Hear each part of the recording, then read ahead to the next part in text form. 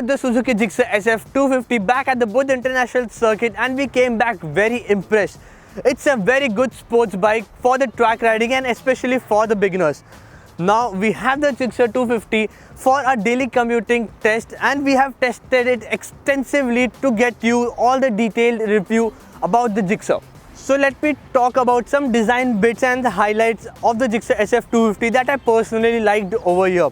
So starting off, it gets an amazing sporty looking headlamp cowl with full LED headlamps. The fully fairing over here is amazing and it makes Gixxer look like a proper sports bike.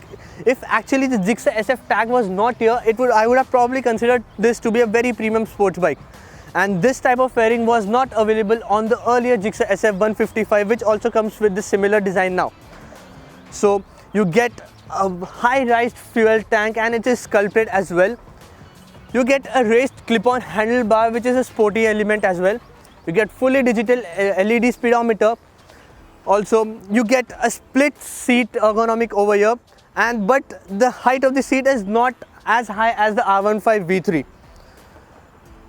So Suzuki has given telescopic forks at the front and a monoshock at the back with a regular swing arm. For safety purposes, you get disc brakes at both the ends with dual ABS as standard fitment. So talking about the engine specifications of the SF250, it gets a 249cc oil-cooled single-cylinder fuel-injected engine which produces around 26 bhp and 22 Nm of peak torque.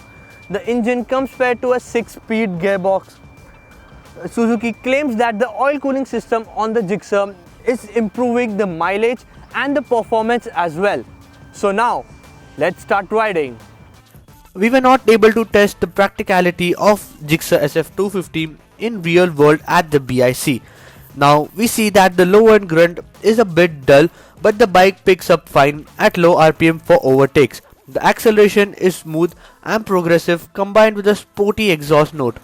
The sound of the bike and the riding posture is something that makes you rev up the Gixxer every time you find a clear road.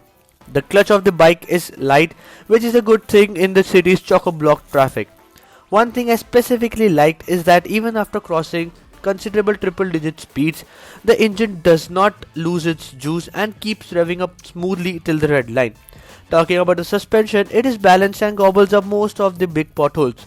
The low weight of the bike helped me in cutting through the traffic easily.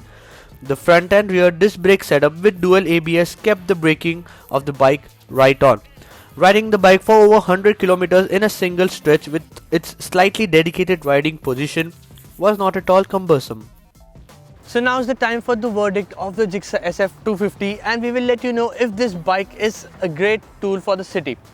So I like the performance of the SF250 a lot. Its handling is quite nimble and the acceleration is very brisk. Priced at Rs 1.70 lakhs ex-showroom, it goes against the likes of Yamaha Phaser 25 and KTM RC 200.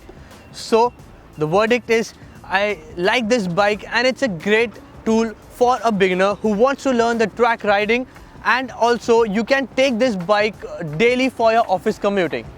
So if you like this video of the Gixxer SF250, share it and subscribe to Carblog India for more such car reviews, bike reviews and auto news updates. This is your host Tarun Kochhar signing off. Thank you.